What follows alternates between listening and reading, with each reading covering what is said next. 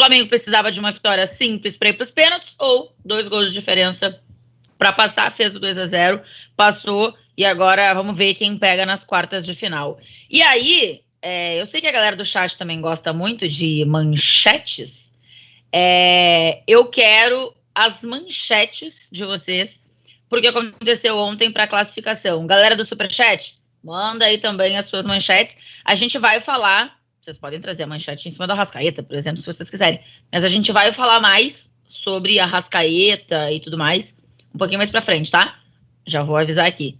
Mas, Vitor Sérgio, que manchete você daria pro que aconteceu ontem no Maracanã?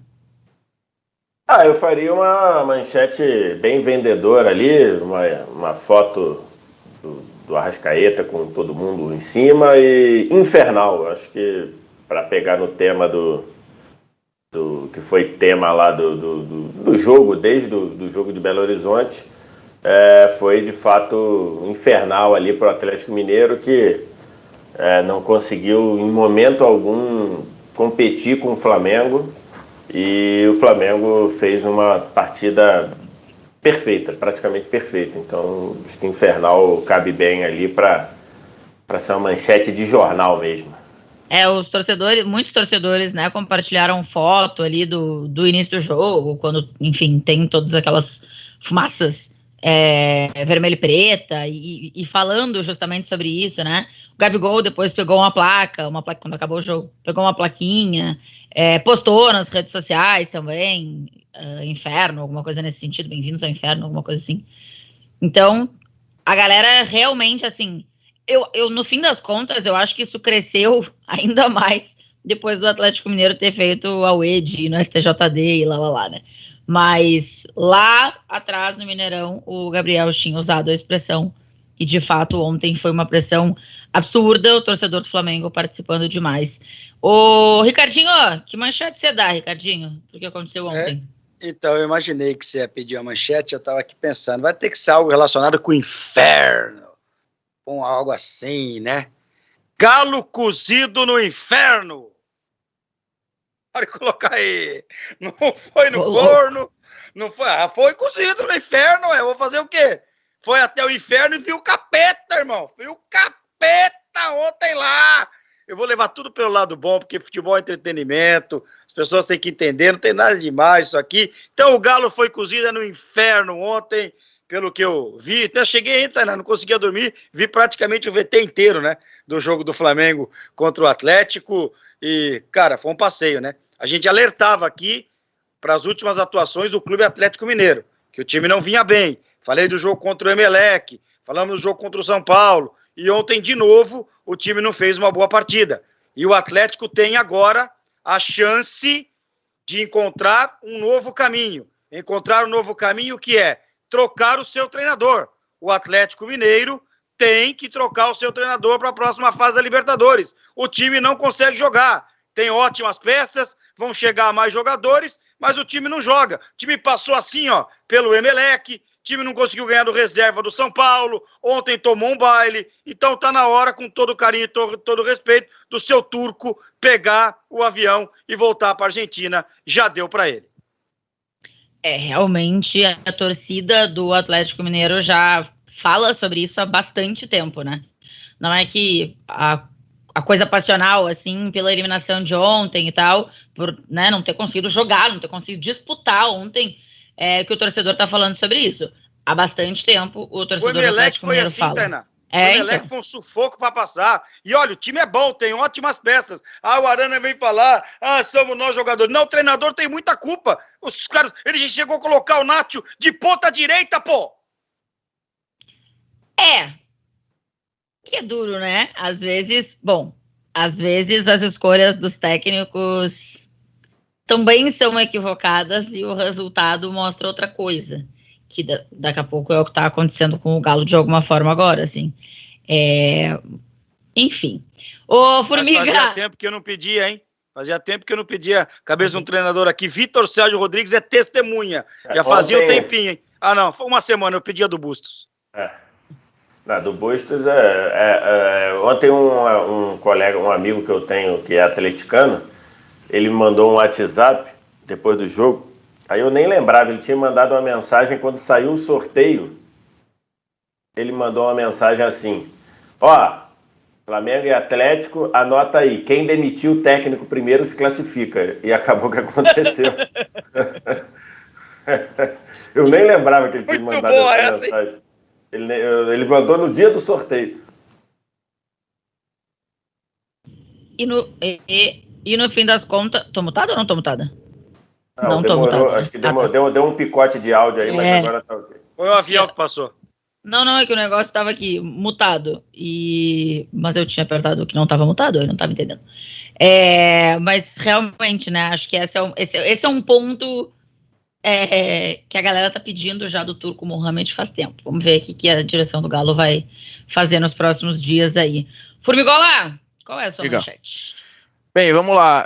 O VS até escreveu mais cedo no Twitter sobre a melhor atuação pós Jorge Jesus e tal. Acho que é uma das melhores, assim, ou mais seguras, com certeza. E aí tem essa questão, eu fiquei vendo o jogo com o Cauê, assim, e ele, esse é o Flamengo de Dorival, hein? Não sei o que, aí é o Flamengo de Dorival.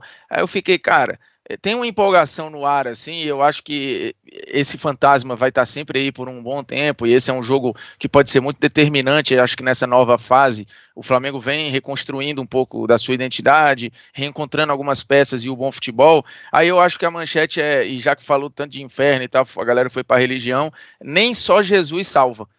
Eu acho que dá para brincar em uma das muito grandes boa, noites. Formiguinha, parabéns, gostei. Ia te contratar para ser o meu mancheteiro, hein? Isso, nem só Jesus salva. Aí embaixo, lá, em uma das grandes noites pós-2019, o Flamengo bate Galo, se classifica na Copa do Brasil e tal. Enfim, eu acho que dá para ir por aí. É uma manchete também apelativa, né? Tudo que bota Jorge Jesus no meio aí do Flamengo acaba vendendo, então vamos por aí, porque de fato o Flamengo fez um jogo muito seguro, né? Fato que com o Renato, o início, alguns jogos foram muito fortes, acho que alguns momentos com o Rogério foram bons, e com o Paulo Souza pouquíssimos, mas esse jogo realmente está entre os grandes jogos que o Flamengo fez de 2019 para cá. Daqui a pouco eu trago a manchete que a galera tá mandando aqui no Superchat, que eu tô vendo bastante gente mandando. Você teria uma manchete? Mas não tá inspirada? Não tô inspirada. Beleza. Eu queria trazer uma afirmação que vai muito ao encontro do que o Formiga estava falando, da atuação, assim, do nível de atuação e do que o VS também já falou nas redes sociais e tal. Que é o seguinte: foi a melhor partida do Flamengo pós-Jesus. É simples. E eu quero saber se ela é verdadeira ou falsa. Formiga, você falou uma das, citou algumas outras. Você consegue definir que esta é a melhor partida do Flamengo do pós-JJ? Não, eu acho que teve lá goleada contra o Corinthians, eu acho que teve, enfim, alguns jogos. O jogo contra o Tolima recentemente, ele foi muito forte. Eu acho que com o Renato o time teve momentos que foram comparados ao início, foi muito forte. Foi muito avassalador, né? Eu acho que com o Rogério tem um ou outro momento ali mais seguro, principalmente na reta final do Campeonato Brasileiro, em que o time foi campeão lá em 2020, então eu não consigo cravar que foi a melhor partida. Eu acho que uma das, sim. O fato, eu lembro também, já que o VS citou amigo dele atleticano, tinha um parceiro meu lá de Fortaleza que é torcedor do Flamengo, ele falou, eu acho que pro sorteio pegar o Atlético é até melhor, porque assim, Atlético e Flamengo são times que incomodam o Flamengo hoje, e parece que o torcedor gosta mais de enfrentar essa galera. Então assim, eu realmente não sei se num outro contexto, esse jogo da volta teria esse clima, sabe, de querer dar essa resposta, de empurrar o time junto, como foi ontem, e de fato acho que tudo ali estava muito conectado, né, para que o Flamengo saísse classificado como saiu. Então eu acho que é falso, eu não acho que foi a melhor partida do Flamengo pós Jorge Jesus, porque eu acho que tem outras que no mínimo foram do mesmo nível. Algumas até mais impressionantes para mim, né? Acho que a goleada com o Corinthians ela é mais impressionante, acho que o jogo com o Tolima é muito impressionante, acho que tem jogo com o São Paulo também muito impactante. Enfim, acho que tem jogos bem interessantes aí. VS, você colocou nas suas redes sociais, né? Algo nesse sentido de que foi a melhor partida do Flamengo pós-JJ. Absolutamente verdadeiro, porque todos os jogos que o Formiga falou aí não tem a noção do equilíbrio entre as duas ações. Por exemplo, com o Renato, muita gente falava, caramba, é o Flamengo avassalador, mas você pega os jogos, o Flamengo sofria pra caramba defensivamente. O Ricardinho comentou um jogo Flamengo e Olímpia pela Libertadores, que o Flamengo deu de 5, poderia ter tomado de 5. Por exemplo, jogo contra o Grêmio, na arena do Grêmio, ainda com o Rogério, segundo turno do Brasileiro. O Flamengo faz um segundo tempo maravilhoso, mas o primeiro foi ruim. Primeiro o Grêmio foi melhor, o Grêmio teve chance. Então, assim, nesse nível...